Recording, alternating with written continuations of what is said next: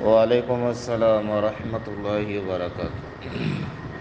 আলহামদুলিল্লাহি রাব্বিল আলামিন ওয়াসসালাতু ওয়াসসালামু আলা সাইয়্যিদিল মুরসালিন নবিয়িনা মুহাম্মদ ওয়া আলা আলিহি ওয়া আসহাবিহি আজমাইন ওয়া বাদ। সম্মানিত ভাই, জানতে চেয়েছেন সৌদি আরবে মসজিদে সালাত আদায় করার সময় মানে জামাতে আপনারা ডাইনে বায়ে ভারতীয় বা পাকিস্তানি বা কেরালা বা বাংলাদেশি রয়েছেন, তারা পায়ের সাথে পা মিলায়।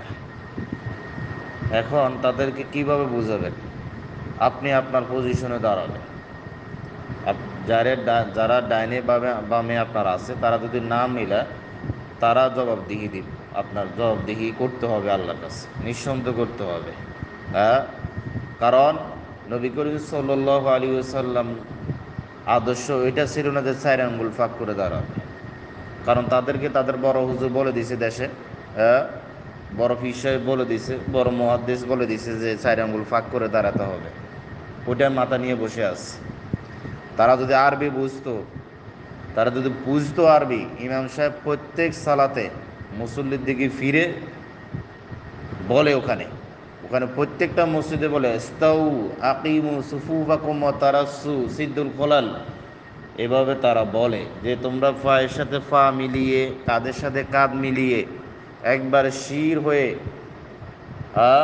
দেওয়ালের ফাসিরের মতো শির সোজা হয়ে তোমরা দাঁড়াও, ফাঁকা স্থান পূরণ করে দাঁড়াও, ফাঁকা স্থান রেখো না, পাক বদ্ধ করে দাঁড়াও। এভাবে তারা আরবিতে বলে। কিন্তু যদি বুঝতো অনেকে, তাহলে এটা মর্ম বুঝতো যে আসলে এটা নবী করিম সাল্লাল্লাহু আলাইহি সাল্লামের আদর্শ, এটাই নবী করিম সাল্লাল্লাহু আলাইহি সাল্লামের সুন্নাহ। যে চার আঙ্গুল পাক করে দাঁড়ানো, এটা মানুষের মতবাদ, এটা মানুষ রচিত। মা আনজালাল্লাহু বি সুলতান, এটা আল্লাহ তার রাসূল সাল্লাল্লাহু আলাইহি সাল্লাম দেন নাই। কাতারের মাঝে পরস্পরের মধ্যে ফাঁক রাখা সুন্নতের বরখেলাপ, এই মর্মে স্পষ্ট কোনো সহিহ হাদিস নেই যে চার আঙ্গুল পাক করে দাঁড়াতে হবে, পাক করে দাঁড়াতে হবে।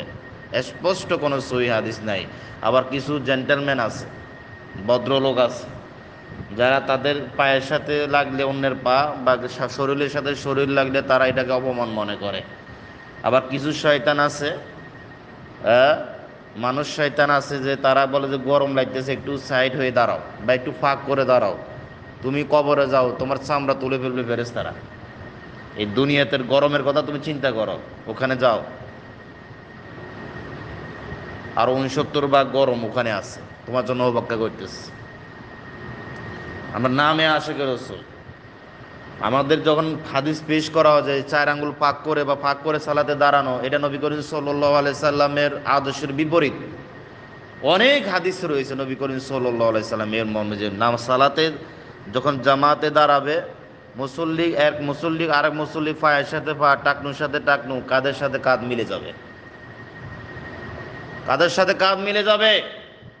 যার কারণে মুসলমানদের মধ্যে এত পার্থক্য, কারণ তারা সালাতেই তারা আপনার পাক করে দাঁড়াতেছে। মসজিদের ভিতরে আল্লাহর ঘরে তারা সালাতে দাঁড়িয়ে পাক করে দাঁড়াচ্ছে, এই জন্য তো তাদের মধ্যে এত ফাটল। হ্যাঁ, নবী করিম সাল্লাল্লাহু আলাইহি ওয়াসাল্লাম আয়েশা রাদিয়াল্লাহু আনহা বলেন, এই হুজুরগুলো, এই জন্য তো নবী করিম সাল্লাল্লাহু আলাইহি ওয়াসাল্লাম ভয় পেতেন যে বান্ত হুজুর সম্পর্কে আমার বেশি ভয়। আইম্মাতুল মুদাল্লিন, এই বান্ত হুজুরগুলো নিজেও জাহান্নামের দিকে যাচ্ছে, অসংখ্য মানুষকে জাহান্নামের দিকে নিয়ে যাচ্ছে। উল্টা পাল্টা কথা বলে, ওয়াহাবি, এই লামাযহাবি, এইসব ধরনের উল্টা পাল্টা কথা বলে জনসাধারণকে সুন্নাহ থেকে দূরে রাখতেছে। এদের দিয়ে জাহান্নাম উদ্বোধন করা হবে।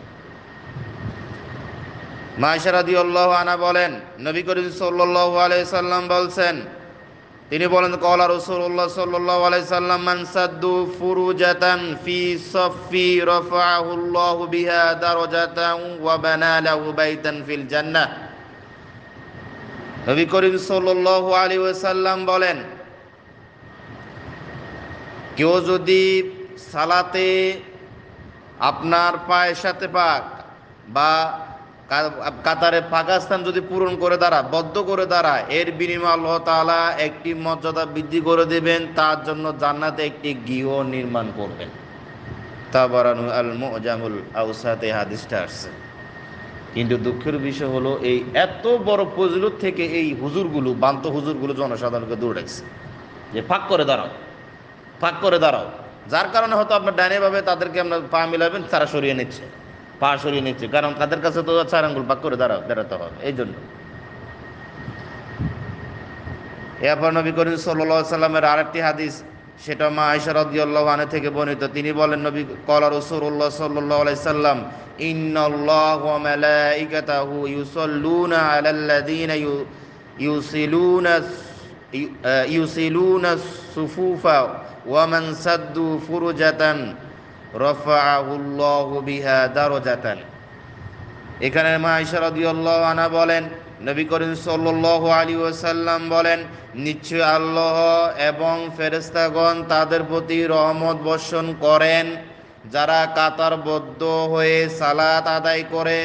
আর যে ব্যক্তি কাতারের পাকবদ্ধ করে দাঁড়ায়, আল্লাহ তাআলা তার বিনিময়ে তার মর্যাদা বৃদ্ধি করে দেন। সুনান ইবনে মাজাহ হাদিস, মুসনাদে আহমদও রয়েছে। যারা পাকা স্থান পূরণ করে দাঁড়ায়, সালাতে পাকা বদ্ধ করে দাঁড়ায়, আল্লাহ সুবহানাহু ওয়া তাআলা তাদের মর্যাদা বৃদ্ধি করে দেন। তাদের জন্য আল্লাহ রহমতের ফেরেশতা দোয়া করেন, আল্লাহ তাদেরকে মাফ করে দেন, তাদেরকে ক্ষমা করে দেন।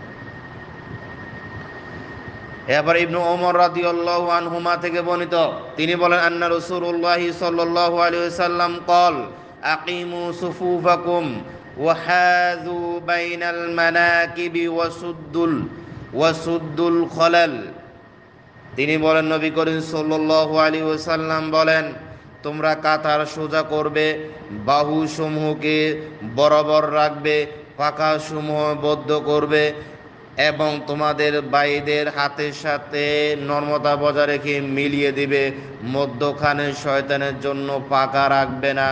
আর যে ব্যক্তি কাতারের মাঝে মিলিয়ে দাঁড়ায়, আল্লাহ তাআলা তাকে তার নিকটবর্তী করে দেন। সুবহানাল্লাহ, কত বড় ফজিলত! এই ফজিলত থেকে অসংখ্য মানুষকে দূরে ঠেলে দিচ্ছে একমাত্র মাযহাবের গোরামি দিয়ে, এক বড় হুজুরের দোহাই দিয়ে, বড় পীর সাহেবের দোহাই দিয়ে, মা বাবার বাপ দাদার দোহাই দিয়ে, পূর্বপুরুষের দোহাই দিয়ে এইসব সুন্নাতকে প্রতিনিয়ত দাফন করে দিচ্ছে আমাদের জনসাধারণ। এই মানুষগুলো একবার চিন্তা করলো না যে এতগুলো হাদিস ফজিলতের হাদিসগুলো বয়ান করা হচ্ছে, তাদের এই কান দিয়ে শুনে ও কান দিয়ে বের করে দিচ্ছে। তাদের টার্গেট হলো বড় হুজুর কি বলছে ওটা, তাদের টার্গেট হলো বড় হুজুর কি বলছে ওটা ওটা ওটা হলো তাদের মেইন টার্গেট। সুনানে আবু দাউদের হাদিস। এরপর আরেকটি হাদিস, নুমান ইবনে বাশির রাদিয়াল্লাহু আনহু, তিনি বলেন, আকবালু রাসূলুল্লাহ সাল্লাল্লাহু আলাইহি ওয়াসাল্লাম আলান নাসি বিওয়াজহিহি ফাকালা আকিমু সুফুফাকুম সালাসা। তিনি বলেন, নবী করিম সাল্লাল্লাহু আলাইহি ওয়াসাল্লাম সালাতে যখন দাঁড়াতেন আমাদের দিকে মুখ করতেন। আর আমরা দেশে ওই মুখ করে না, ওই পশ্চিম দিকে ফিরে থাকে। অথচ হলো সুন্নত হলো মুখ ফিরিয়ে, মানে মুসল্লির দিকে ফিরিয়ে কথা বলা। নবী করিম সাল্লাল্লাহু আলাইহি ওয়াসাল্লাম মুসল্লির দিকে ফিরে যেতেন, মানে পূর্ব দিকে ফিরে যেতেন। পূর্ব দিকে ফিরে তিনি বলতেন যে তোমরা কাঁধা সোজা করো। এভাবে তিনি 3 বার বলতেন। আল্লাহর কসম করে বলতেছি, আমি আল্লাহর কসম করে বলছি, তোমরা তোমাদের কাঁধা সোজা করবে অথবা আল্লাহ তোমাদের অন্তর মাঝে ফাটল সৃষ্টি করে দেবেন। এরপর রাবি বলেন যে আমরা দেখতাম মুসল্লি তার সাথে বাইয়ের কাঁধের কাঁধ, হাঁটুর ফাঁসের সাথে হাঁটুর ফাঁস, টাকনুর সাথে টাকনু ভিড়ে দিত, লাগিয়ে দিত। এই কথা বলার পর তৎকালীন সময় সাহাবায়ে কেরাম রাদিয়াল্লাহু আজমাইন তারা তাদের হাঁটুর সাথে, একজনের হাঁটুর সাথে হাঁটু, একজনের টাকনুর সাথে টাকনু, একজনের কাঁধের সাথে কাঁধ তারা মিলিয়ে দিত। এরপরে গোরামি থাকার কথা নয়, এরপরে গোরামি থাকার কথা না। আবু দাউদের হাদিস। এরপরে যদি গোরামি থাকে তাহলে নিঃসন্দেহে পদভ্রষ্ট হবে। এজন্য সম্মানিত উপস্থিতি, এজন্য সম্মানিত বন্ধুগণ, যেই এই ভিডিওটা দেখবেন, অডিওটা শুনবেন, আল্লাহর হস্তে পৌঁছে দেন, বোঝানোর চেষ্টা করেন। আপনার কাজ, আমার কাজ হলো বোঝানো। হেদায়েতের মালিক আমরা না, তার মধ্যে বুঝ দেওয়ার মালিক আমরা না, এটা আল্লাহ সুবহানাহু ওয়া তাআলার কাছে। আমাদের দায়িত্ব হলো বাল্লিগু, পৌঁছে দেওয়া। আপনার দায়িত্ব হলো পৌঁছে দেওয়া, পৌঁছে দেন। কে মানলো না মানলো সেটা দেখার বিষয় নয়।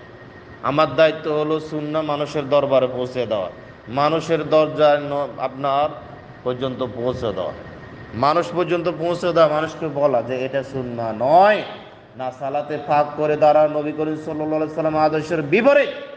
সালাতে হাঁটুর সাথে হাঁটু, পায়ের সাথে পা, কাঁধের সাথে কাঁধ মিলিয়ে দাঁড়ানো, ফাঁকা স্থান পূরণ করে দাঁড়ানো, ফাঁকা স্থান বদ্ধ করে দাঁড়ানো, এটা নবী করিম সাল্লাল্লাহু আলাইহি সাল্লামের আদর্শ। সত্যিকারে যদি আমরা নবী করিম সাল্লাল্লাহু আলাইহি সাল্লামের ভালোবাসার দাবিটা রাখি। এই জন্য সম্মানিত শ্রোতাবিন্দু, আপনাদের প্রতি আহ্বান, ইসলামকে জানুন, ইসলামকে জানুন। অমুক তমুকের দোহাই না দিয়ে, অমুক তমুকের দোহাই না দিয়ে, মাযহাবের দোহাই দিয়ে, অমুক তমুকের দোহাই দিয়ে আপনার ইসলামকে আপনি নষ্ট করে দিয়েন না।